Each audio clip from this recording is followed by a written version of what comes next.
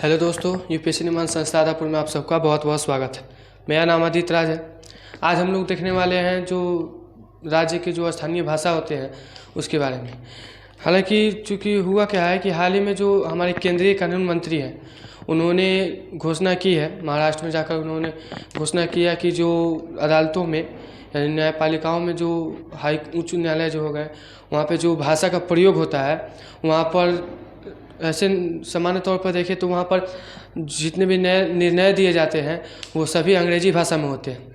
लेकिन जो केंद्रीय कानून मंत्री है उन्होंने घोषणा किया है कि जो जितने भी राज्य हैं वहाँ पर न्यायालयों में वहाँ के स्थानीय भाषाओं का क्षेत्रीय भाषाओं का प्रयोग किया जाए ताकि वहाँ के जो लोग हैं उन्हें कोई भी परेशानी ना हो, उन्हें सुविधा मिले अपनी समस्याएं रखने के लिए।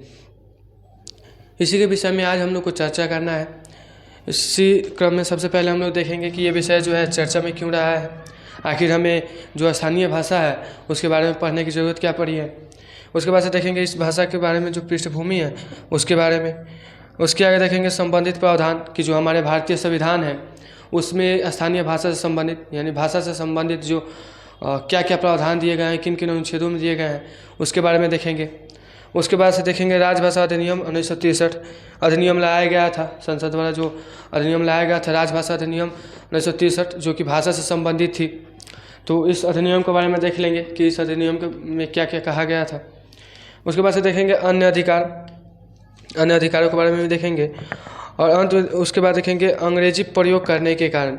चूँकि जो न्यायालय होती है वहाँ पर अधिकांशतः देखा जाता है कि जितने भी निर्णय दिए जाते हैं या फिर भाषा जो है वहाँ पर अधिकतर अंग्रेजी भाषा का उपयोग किया जाता है। तो आखिर अंग्रेजी भाषा का उपयोग क्यों किया जाता है इसके कारण के बारे में देखेंगे और उसके बाद देखेंगे निष्कर्ष और अंत में देखेंगे एक प्रश्न जो कि प्रीलिम्स से जुड़ा हुआ होगा। तो चलिए सबसे पहले हम लोग जान लेते हैं कि ये विषय जो है चर्चा में क्यों रहा है। तो सबसे पहले हम लोग ये विषय चर्चा में क्यों है उसके बारे में जान लेते हैं।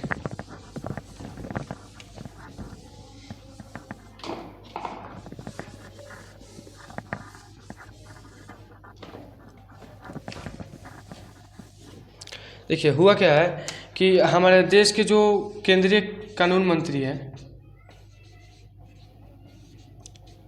हमारे देश के जो केंद्रीय कानून मंत्री है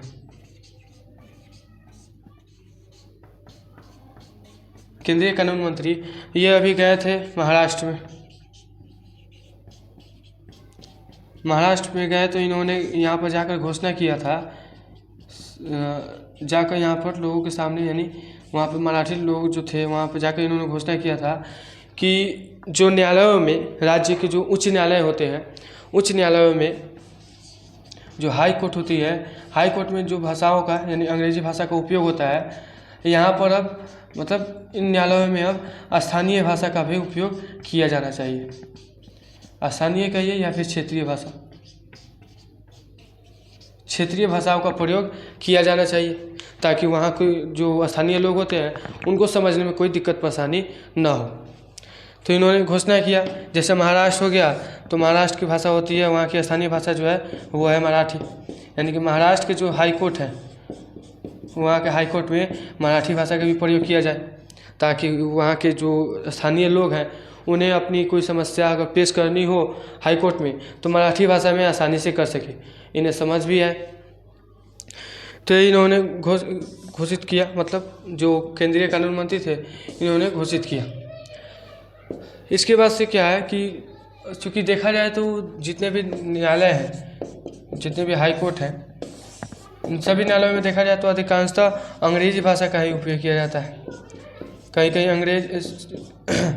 अंग्रेजी भाषा का उपयोग किया जाता है, लेकिन हाई कोर्ट जो उच्च न्यायालय है इनके जो हिंदी भाषा होती है, हिंदी भाषा को अदालती भाषा के रूप में उपयोग किया जाता है। जो हिंदी भाषा है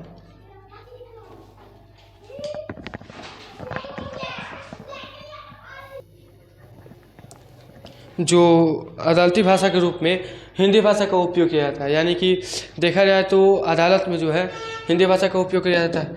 अब चूँकि हिंदी जो है कुछ ऐसे राज्य हैं जहाँ पर हिंदी का प्रयोग किया जाता है वहाँ पे तो कोई समस्या नहीं ही होगी, लेकिन कुछ ऐसे राज्य भी हैं जहाँ पे वहाँ पे दूसरे भाषाओं का उपयोग किया जाता है स्थानीय भाषा के रूप में। तो वहाँ पे अगर हिंदी में निर्णय दिए जाए तो वहाँ के लोगों को समझने में काफ़ी कठिनाई भी होगी। इसलिए जो केंद्रीय कानून मंत्री थे, इन्होंने जाकर घोषणा किया महाराष्ट्र में कि जितने भी न्यायालय हैं, जितने भी राज्यों के उच्च न्यायालय हैं, वहाँ पे स्थानीय भाषा का प्रयोग किया जाना चाहिए। हालांकि देखें तो और अन्य जगह पर जो अन्य उच्च न्यायालय होते हैं वहाँ पे अनुवाद की व्यवस्था होती है। अनुवाद यानी कि जो ट्रांसलेटर कि अगर मान लीजिए हिंदी भाषा है तो हिंदी भाषा को मराठी भाषा में बदलना हो तो इसके लिए उच्च न्यायालयों में ट्रांसलेटर की यानी अनुवाद करने वाली जो मशीन होती है उसकी व्यवस्था होती है। तो यही रहा है अभी हाल ही का जो खबर है यही थी। इसी कारण हमें एक बार फिर जानने को मिला कि जो हमारे संविधान में जो भाषा के बारे में दिए गए हैं प्रावधान, उनके बारे में जानने के लिए। तो चलिए आगे बढ़ते हैं।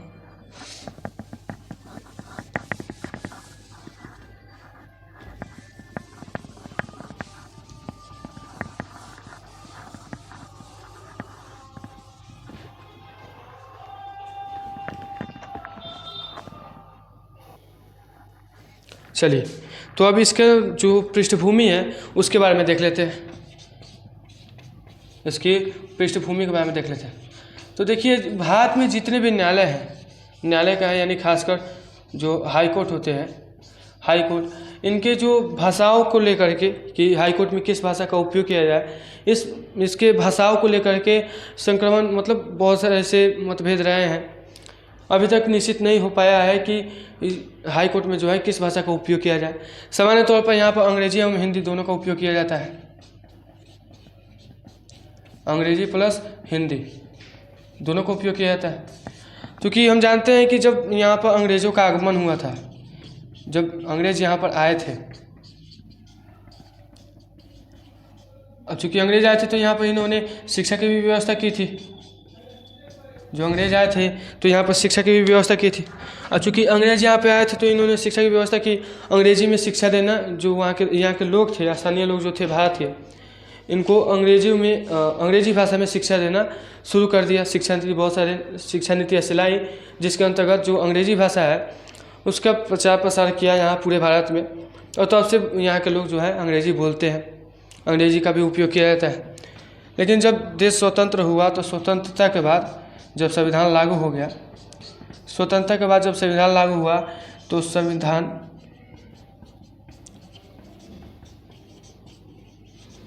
लागू हुआ तो उसके बाद से संविधान के जो अनुच्छेद है 343 आर्टिकल 343 जो है, इसी में जो राजभाषा होती है, राजभाषा के बारे में उल्लेखित किया गया।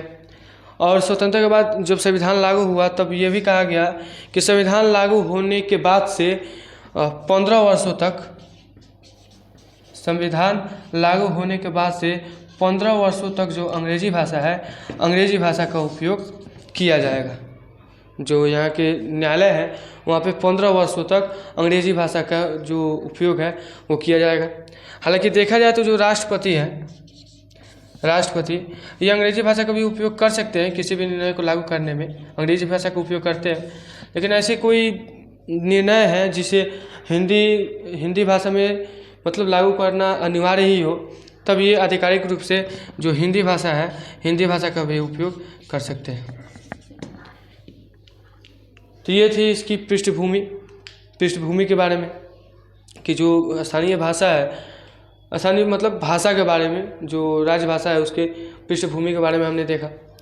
अब हम लोग देखेंगे पृष्ठभूमि के बाद से कि जो इसकी संविधान में, अब चूँकि अंग्रेज पहले आए थे तो अंग्रेजी भाषा को ज़्यादा महत्व दिया था, लेकिन जब संविधान लागू हो गया तो उसके बाद से आर्टिकल 343 में राजभाषा के बारे में उल्लेखित किया गया। तो आर्टिकल 343 में आखिर है क्या, इसी प्रावधान के बारे में हम लोग देखेंगे। चलिए देखिए, आर्टिकल 343 जो है, आर्टिकल 343 का 1 का ए, आर्टिकल 343 के 1 के ए में भी दिया गया राजभाषा। और आर्टिकल 343 का 2, इसमें इन दोनों में जो है राजभाषा जो है, इन दोनों में राजभाषा, देश की जो राजभाषा होती है उसके बारे में, यानी कि राजभाषा कहने का मतलब कि जो कोर्ट है यानी जो न्यायालय है, न्यायपालिका जो है, उच्च न्यायालय या फिर उच्चतम न्यायालय, उनकी भाषा के बारे में यहाँ पर चर्चा की गई है। अनुच्छेद 343 के 1 के ए में और अनुच्छेद 343 के 2 में। तो चलिए इन अनुच्छेदों में देखते हैं क्या दिया गया है, इन्हें भी देखते हैं।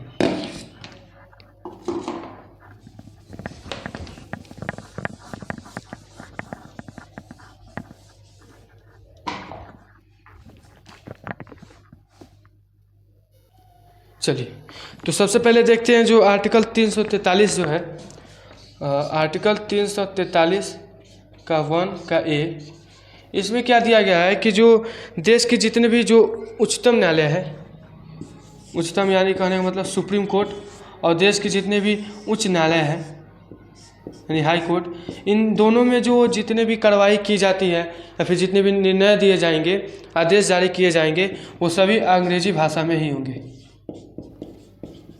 वे सभी अंग्रेजी भाषा में ही होंगे। ऐसा कहा गया है 343 के 1 के ए में। लेकिन वही 343 जो है 343 के 2 में कहा गया है कि जो राज्य हैं, किसी भी राज्य के राज्यपाल, जो राज्य हैं, किसी भी राज्य के जो राज्यपाल होते हैं, किसी भी राज्य के राज्यपाल, ये राष्ट्रपति से अनुमति लेकर के, राष्ट्रपति से अनुमति लेकर के जो राज्य हैं उस राज्य के राज्यपाल राष्ट्रपति से अनुमति लेकर के उस राज्य के स्थानीय भाषा में भी किसी भी निर्णय को लागू करा सकते हैं। यानी किसी भी निर्णय को लागू कराने के लिए इस राज्य के स्थानीय भाषा का उपयोग कर सकते हैं। राज्य को मतलब निर्णय को लागू करने के लिए स्थानीय भाषा का उपयोग कर सकते हैं। तो ये थे इसमें जो दिया गया है 343 के 1 के में कि उच्चतम न्यायालय हो गई या फिर किसी भी राज्य के उच्च न्यायालय हो गए, वहाँ पे कोई भी निर्देश जारी किया जाए, आदेश दिया जाए या फिर निर्णय दिया जाए तो वे अंग्रेजी भाषा में होंगी। लेकिन वही 343 के 2 में दिया गया है कि राज्यपाल जो है यह राष्ट्रपति से अनुमति लेकर के किसी भी राज्य में अगर कार्रवाई अगर हो रही है तो ऐसे तो सामान्य तौर पर अंग्रेजी भाषा में ही होंगी, लेकिन अगर ज़रूरत पड़े तो राज्यपाल जो है राष्ट्रपति से अनुमति लेकर के उस राज्य के स्थानीय भाषा के रूप में उस निर्णय को पेश कर सकता है, लागू कर सकता है। ऐसे अधिकार दिए गए हैं जो हमारे संविधान है उसमें। जैसे और भी कुछ राज्य हैं जिनके जैसे और भी इसमें प्रावधान दिए गए हैं कि कुछ ऐसे राज्यों के लिए कुछ राज्यों के लिए जो वहाँ की भाषाओं को निश्चित किया गया है, यानी कि वहाँ के उच्च न्यायालयों में वहाँ के स्थानीय भाषाओं का उपयोग किया जाता है। जैसे देखें तो हमारा बिहार, उत्तर प्रदेश, मध्य प्रदेश, जो उत्तर प्रदेश हो गया, बिहार हो गया, मध्य प्रदेश, राजस्थान, इन जगहों पर देखें जैसे राजस्थान, उत्तर प्रदेश, बिहार, मध्य प्रदेश, इन सभी राज्यों में जो है यहाँ के उच्च न्यायालयों में जो हिंदी भाषा है, हिंदी भाषा का उपयोग जो है अदालती भाषा के रूप में किया जाता है। यानी कि जो यहाँ के जितने भी जो उच्च न्यायालय हैं चारों राज्यों के, यहाँ के राज्यों में जो वहाँ के न्यायाधीश होते हैं, कोई भी निर्णय, आदेश या जो डिक्री होती है जारी करना हो तो हिंदी भाषा का ही उपयोग करते हैं।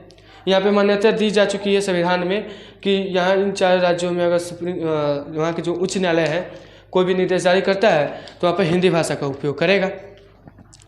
ऐसे ही तमिलनाडु जो है, तमिलनाडु के उच्च न्यायालय में भी जो है यहाँ पे तमिल भाषा का उपयोग करने के लिए मांग की गई थी और यहाँ पे उपयोग होती भी है। यहाँ के जो उच्च न्यायालय है यहाँ पे उपयोग होती भी है। हालांकि देखा जाए तो जो संविधान है इसमें संविधान में कुछ भाषा यहाँ पे देखा जाए तो भाषा का हिंदी में उपयोग किया जाता है। लेकिन संविधान के अनुसार अगर देखें तो जो संविधान है हमारा, जो भारतीय संविधान है, ये हाई कोर्ट के लिए और सुप्रीम कोर्ट के लिए, हाई कोर्ट और सुप्रीम कोर्ट दोनों के लिए जो अंग्रेजी भाषा है, अंग्रेजी भाषा को ही मेन मानती है, प्रमुख मानती है कि अंग्रेजी भाषा का उपयोग जो है हाई कोर्ट एवं सुप्रीम कोर्ट दोनों जगह किए जाने चाहिए, ऐसे संविधान के अनुसार देखा जाता है। तो ये थी संवैधानिक प्रावधान कि जो भाषा है, उच्चतम न्यायालय या उच्च न्यायालय की भाषा को लेकर के जो प्रावधान है दिए गए हैं उनके बारे में हमने जाना। अब जानते हैं जो राजभाषा अधिनियम 1963 है उसके बारे में कि राजभाषा अधिनियम 1963 में क्या क्या प्रावधान दिए गए थे।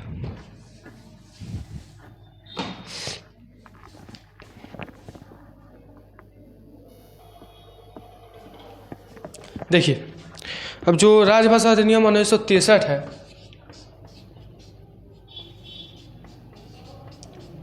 राजभाषा अधिनियम 1963, इसमें क्या क्या कहा गया है कि किसी भी राज्य के जो हाई कोर्ट है, हाई कोर्ट अगर कोई भी आदेश जारी करती है, यानी अंग्रेजी भाषा में तो जारी करेगी, कोई भी आदेश जारी करती है तो उस राज्य के जो राज्यपाल है, उस राज्य के जो राज्यपाल हैं ये राष्ट्रपति से अनुमति लेकर के,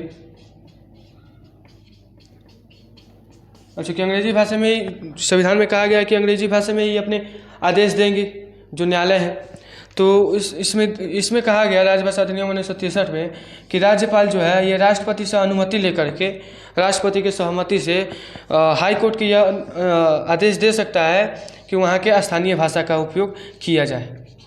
आदेश जारी करने में वहाँ की स्थानीय भाषा का उपयोग किया जाए ताकि वहाँ के जो वादी हैं, वादी कहने का मतलब कि जो कानून पेश कर रहे हैं, जो अपनी समस्या को लेकर हाई कोर्ट में, न्यायालयों में जो जा रहे हैं, उनको भी समझ आए, इसलिए वहाँ पे स्थानीय भाषा का प्रयोग करने के लिए जो है राज्यपाल राष्ट्रपति की सहमति से इसको जो है आज्ञा दे सकता है हाई कोर्ट को। क्योंकि इसमें सिर्फ हाई कोर्ट का ही चर्चा किया गया है, सुप्रीम कोर्ट के भाषा को लेकर के इसमें, सुप्रीम कोर्ट के भाषा के बारे में इसमें को लेकर के इसमें कुछ भी प्रावधान नहीं दिए गए हैं। जो राज्य भाषा अधिनियम 1963 है, इसमें सिर्फ हाई कोर्ट यानी उच्च न्यायालयों के बारे में चर्चा की गई है, सुप्रीम कोर्ट के बारे में इसमें कुछ नहीं कहा गया। लेकिन हाँ, अगर आदेश दे रही है यहाँ की स्थानीय भाषा में तो उसमें अंग्रेजी भाषा भी कुछ संलग्न होने चाहिए। जो अंग्रेजी भाषा है ये भी कुछ हद तक जो है संलग्न होने चाहिए, ताकि जो यहाँ के मतलब कि ताकि जो संविधान में जो अधिकार दिए गए हैं, संविधान में जो प्रावधान दिए गए हैं उनका उल्लंघन ना हो। इसलिए यहाँ पे स्थानीय भाषा में तो आदेश जारी किए जाएंगे, लेकिन उसमें कुछ हद तक अंग्रेजी भाषाओं का भी हस्तक्षेप होगा, अंग्रेजी भाषा भी उसमें कुछ संलग्न होगी। तो ये राजभाषा अधिनियम 1963 में दिया गया है। अब देखते हैं जो भारत में अंग्रेजी भाषा के इसके अलावा देखिए भाषा से संबंधित जो अन्य अधिकार दिए गए हैं, जो वादी हैं, वादी कहने का मतलब कि जो अपनी समस्या को लेकर के हाई कोर्ट में जा रहे हैं उनके विषय में अन्य अधिकार को देखें तो आर्टिकल देखिए, तो आर्टिकल 19 एवं 21, आर्टिकल 19 और 21 के तहत इनको भी जो वादी हैं ये मौलिक अधिकार, चूँकि आर्टिकल 19 और 21 जो है ये मौलिक अधिकार के अंतर्गत आते हैं, मौलिक अधिकार के अंतर्गत आते हैं।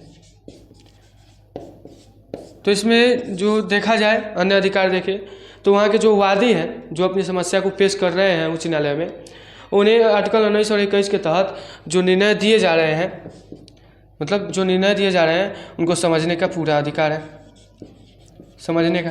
या फिर जो ये वादी है, वादी कहने का मतलब, मैं बार बार वादी इसलिए कह रहा हूँ समझा कर कि वादी कहने का मतलब कि जो अपनी समस्या को लेकर आ रहे हैं। तो जो वादी हैं ये अपने जो, अगर मान लीजिए जैसे कटघरे में खड़े करके जो पूछे जाते हैं गवाह से, तो वो अपनी ऐसी भाषा का उपयोग किया जा सकता है जो जिस भाषा को वो समझता है या समझती है, यानी कि जो वादी हैं उनको पूरा अधिकार है कि हाई कोर्ट में जा कर के, उच्च न्यायालय में जा कर के वो उस भाषा का प्रयोग कर सकते हैं जिस भाषा को वो पूरी तरह अच्छी तरह से समझते हैं, उस भाषा का उपयोग ये इसमें कर सकते हैं। अनुच्छेद 21 के तहत भी न्याय का अधिकार दिया गया है इन लोगों को, न्याय का अधिकार कि अगर न्याय मांगना है तो उसमें किसी भी भाषा का प्रयोग कर करके अपना जो न्याय मांगना है न्याय मांग सकते हैं, जो आम जनता होती है। दिया गया है इसमें इसके आगे दिया गया है कि अब देख लेते हैं कि जो अंग्रेजी भाषा का उपयोग होता है, जो उच्च न्यायालय है यहाँ पे जो अंग्रेजी भाषा का उपयोग होता है, इसके कारण क्या है। देखिए, इसके कारण यह है कि मान लीजिए सुप्रीम हाई कोर्ट हो गई, जो हाई कोर्ट है, हाई कोर्ट जो है इसको अंग्रेजी अब विभिन्न हिस्सों में, भारत के विभिन्न हिस्सों में देखा जाए, विभिन्न हिस्सों में भिन्न भिन्न भाषाएं बोली जाती हैं, तो सभी भाषाओं को एक साथ समझना हाई कोर्ट के लिए कठिन काम हो सकता है।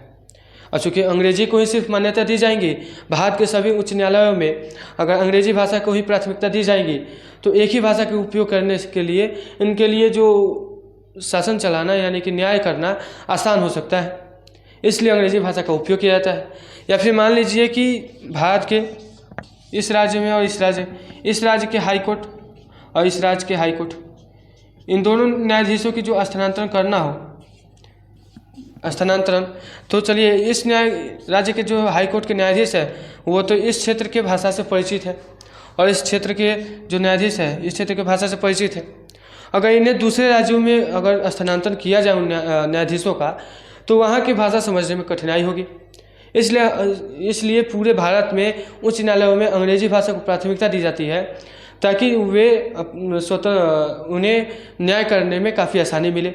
अंग्रेजी भाषा को सिर्फ प्राथमिकता दी जाएगी, सभी हाई कोर्टों में जो है अंग्रेजी भाषा का प्रयोग होगा। इससे क्या होगा कि समझने में देश के जितने भी न्यायाधीश हैं उच्च न्यायालय के, उनको निर्णय देने में, समझने में, समझाने में आसानी होगी।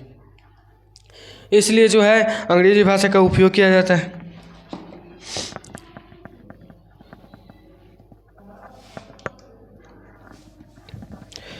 और भी है इसके कारण।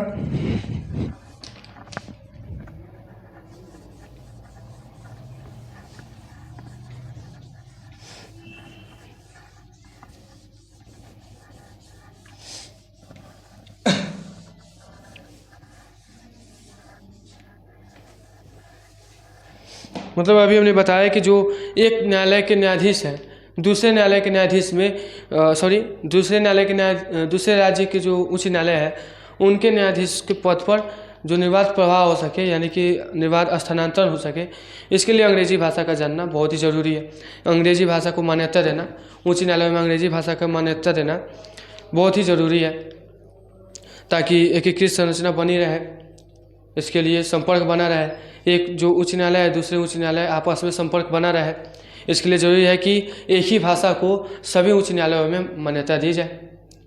इसलिए यही कारण है कि जो उच्च न्यायालय है हमारे भारत में, जितने भी उच्च न्यायालय हैं वहाँ पे अंग्रेजी भाषा को मान्यता दी गई है। अब आगे जानना है हमें, ये सब जानने के बाद अंतिम में देखेंगे हम लोग निष्कर्ष।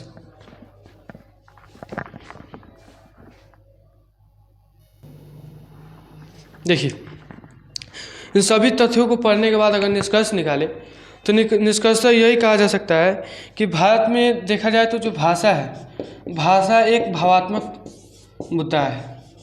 भाषा देखा जाए तो किसी भी राज्य के लिए एक भावात्मक मुद्दा है, बनकर बना है।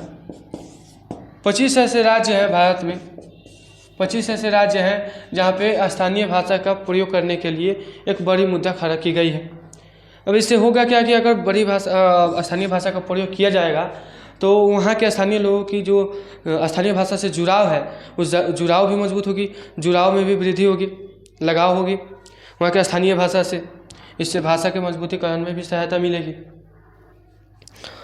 इसके बाद से क्या होगा कि जो न्यायिक प्रणाली जो है, न्यायिक प्रक्रिया जो है, ये भी सरलता से हो पाएगी।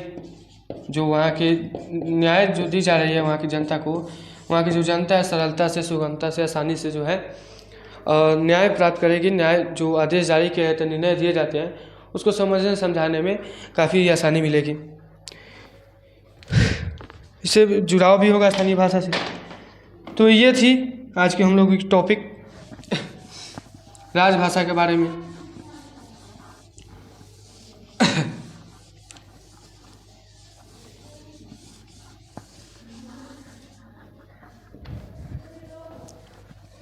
अब इस विषय से संबंधित एक प्रश्न को देख लेते हैं जो कि आपके मेंस से जुड़ा हुआ है।